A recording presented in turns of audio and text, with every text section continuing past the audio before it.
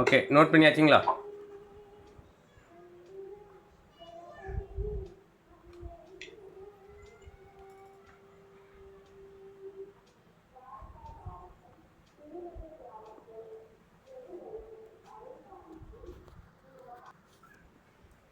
Okay, இப்போ next topic உள்ள போயிடலாம்.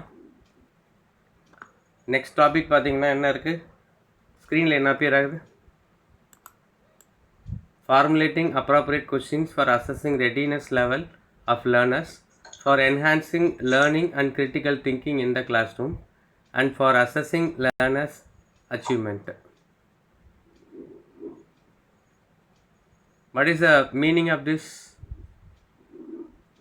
ஏதாவது மீனிங் தெரியுதா உங்களுக்கு? இதுக்கு டைட்டில் அப்பியர் ஆகுதா? Syllabus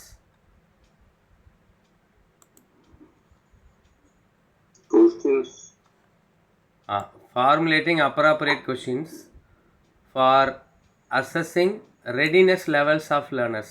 What is meant by readiness? The readiness ன்னு சொல்கிறோம் இல்லையா, readiness levels of learners for enhancing, எதுக்காக பண்ணுறோம், அதுவும் அசஸ் பண்ணுறது எதுக்கு அப்படின்னு சொல்லி அதையும் கொடுத்துட்டாங்க. For enhancing learning, critical thinking in the classroom, and for assessing learner achievement. Learner வந்து கற்றுக்கிறவங்க ரெடியாக இருக்காங்களா அப்படின்னு செக் பண்ணுறோம். அவங்களுக்கு ஒரு ரெடியாக இருக்கிறாங்க அப்படின்னாலும் சரி, ரெடியாக இல்லைனாலும் சரி, அவங்க வந்து கிரிட்டிக்கலாக திங்க் பண்ணுறதுக்கு கிளாஸ் ரூமில் வழி பண்ணி கொடுக்கறது அல்லது கற்றுக்கிறதுக்கு வசதி பண்ணி கொடுக்கறது, என்ஹான்ஸ் பண்ணுறது. கற்றலை எளிதாக்குதலும் மேம்படுத்துதலும்னு கேள்விப்பட்டிருப்பீங்க. எப்படி வந்து எளிதாக்குறது, எப்படி வந்து மேம்படுத்துறது அப்படின்ற ஒரு விஷயம். நெக்ஸ்ட்டு, அப்படி கற்றுக்கிட்டாங்களா இல்லையான்றது தான் நமக்கு வந்து அதை கொஷின் வச்சு அதை நம்ம அசஸ் பண்ணுறோம். கற்றுக்கிட்டாங்களா இல்லையா, நம்ம டீச்சிங் ஒர்க் அவுட் ஆகிருக்கா இல்லையா, அவங்க லேர்ன் பண்ணுறதுக்கு நம்ம வழி பண்ணி கொடுத்தோமா இல்லையா, அவங்களோட கிரிட்டிக்கல் திங்கிங் ஏதாவது டெவலப் ஆகிருக்கா அப்படின்னு சொல்லிட்டு அவங்களோட அடைவு அச்சீவ்மெண்ட் டெஸ்ட்டு வச்சு தான் நம்ம அதை பண்ண போகிறோம். அந்த மாதிரியான விஷயங்களை பற்றி தான் இன்றைக்கி தெரிஞ்சுக்க போகிறோம். Formulating appropriate questions for assessing readiness levels of learners, for enhancing learning and critical thinking in the classroom, for assessing learner achievement. இப்போ கிட்டத்தட்ட பார்த்திங்கன்னா நம்ம ஒரு கடைசி இதுக்கு வந்துட்டோம். Okay, can continue.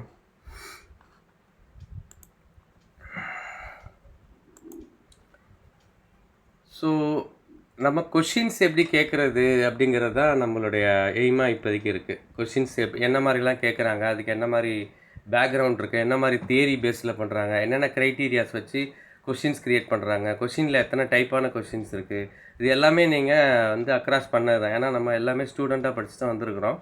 ஸோ அதனால் என்னென்ன மாதிரியான கொஷின்ஸ் இருக்குன்னு எல்லா கொஷினுமே நம்ம வந்து அது இன்டர்வியூவாக இருந்தாலும் சரி, இல்லை வந்து அது ட்ராயிங் டெஸ்ட்டாக இருந்தாலும் சரி, அப்படி இல்லை ஒரு பர்ஃபார்மன்ஸ் டெஸ்ட்டாக இருந்தாலும் சரி, அப்படி இல்லை ஓப்பன் எண்டு க்ளோஸ் எண்டுன்னெலாம் சொல்லுவாங்க இல்லையா. ஓப்பன் எண்டு கொஷின்ஸ்க்கு யாராவது எக்ஸாம்பிள் சொல்ல முடியுமா? ஓப்பன் எண்டு கொஷின்ஸ்க்கு யாராவது எக்ஸாம்பிள் சொல்ல முடியுமா? க்ளோஸ் எண்டு ஓப்பன் எண்டு கொஷின்ஸ்னு சொல்லுவோம் இல்லையா, அதுக்கு எக்ஸாம்பிள்.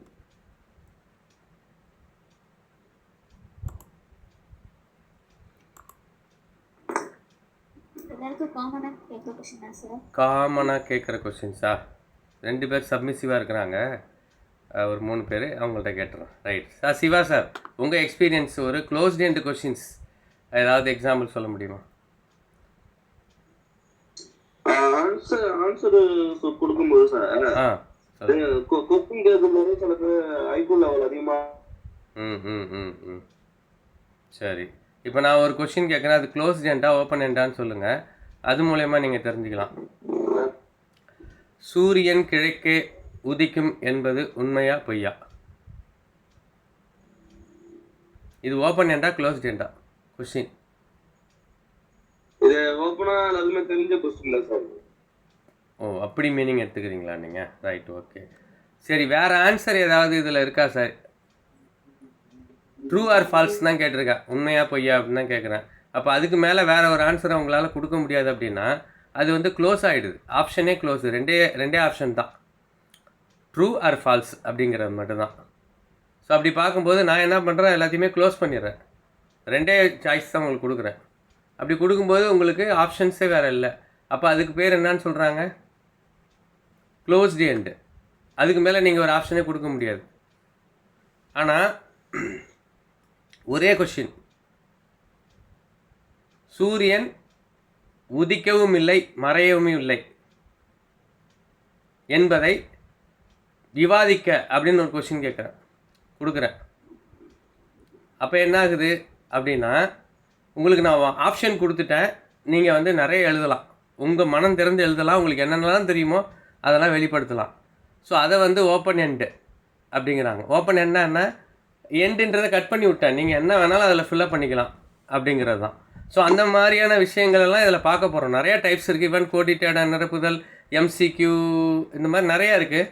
அதுக்கெலாம் வந்து நிறைய இது இருக்குது. அடுத்தது பார்த்திங்கன்னா, ஒரு கொஷினை உருவாக்கும் போது நிறைய டிஃபிகல்ட்டி லெவல்லாம் வச்சு தான் உருவாக்குறாங்க. உதாரணத்துக்கு இப்போ நம்ம ஒரு காம்படிட்டிவ் எக்ஸாம் எழுதுகிறோம் அப்படின்னா 100% மார்க் எடுக்கவே முடியாத அளவுக்கு தான் கொஷின் செட் பண்ணுவாங்க.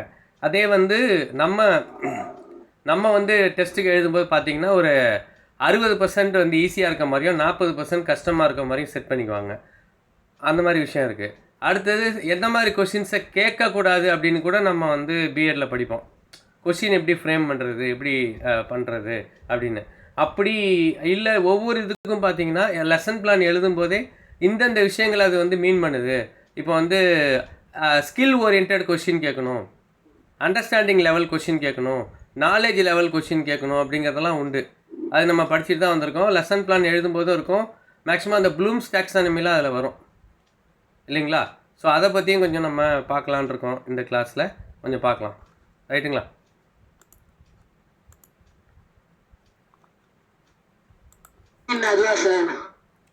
இல்லை, வாய்ஸ் எனக்கு ஆக்சுவலாக கேட்கல. அதுவா சார் மட்டும்தான் கேட்டுச்சு. மேபி டியூ டு லாஸ்ட் கனெக்ஷனாக இருக்கலாம்னு நினைக்கிறேன்.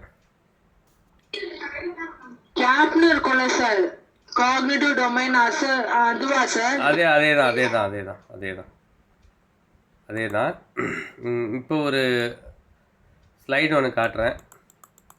இப்போ அசஸ்மெண்ட் அப்படின்னு தான் நம்மளோடது ஸ்டார்ட் ஆகுது. ஸோ அசஸ்மெண்ட் பேசிக் ரூல்ஸ், அசஸ்மெண்ட்டுக்கு பேசிக் ரூல்ஸ் அல்லது வச்சுருக்காங்க.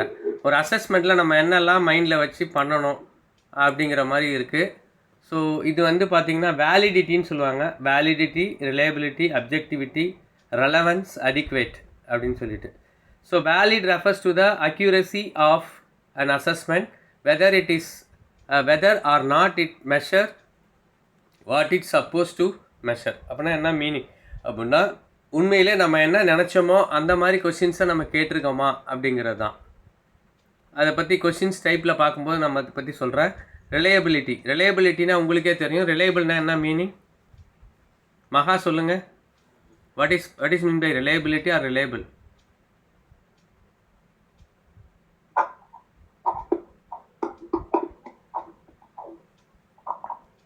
ரிலையபிலிட்டி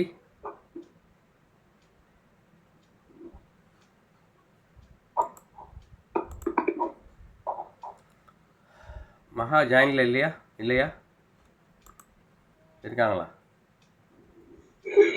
ஓகே, ஏதோ லாக் பண்ணிட்டு போயிட்டாங்கன்னு நினைக்கிறேன். பிரீத்தி, உங்களுக்கு தெரிஞ்ச சொல்லுங்கள். ரிலையபிள் அப்படின்னா நம்பிக்கைக்குரிய விஷயமா பார்க்குறேன். கரெக்டாக? அது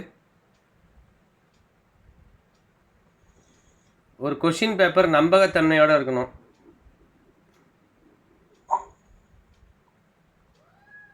கொஷின் எடுத்துக்கோங்களேன், ஒரு நம்பகத்தன்மை வாய்ந்த கொஷினாக இருக்கும். இப்போ பார்த்தீங்கன்னா இதை பற்றி நாங்கள் எங்கே படிச்சிருக்கோம் அப்படின்றது என்னோடய எக்ஸ்பீரியன்ஸ் சொல்கிறேன். ஒரு பிஎடுக்கு ரிசர்ச் பண்ண போகிறோன்னு வச்சுங்களேன். ரிசர்ச் பண்ணுறோம் அப்படின்னா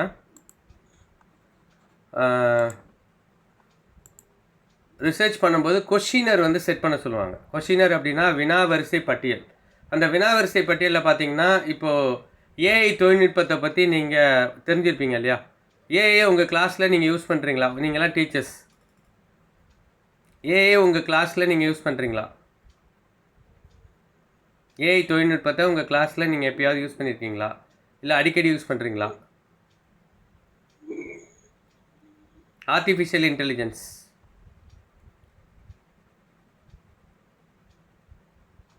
இதில் வந்து பார்த்தீங்க அப்படின்னா பிரீத்திக்கு இந்த கொஷின் இப்போதைக்கு ரெலவெண்ட்டாக இருக்காது.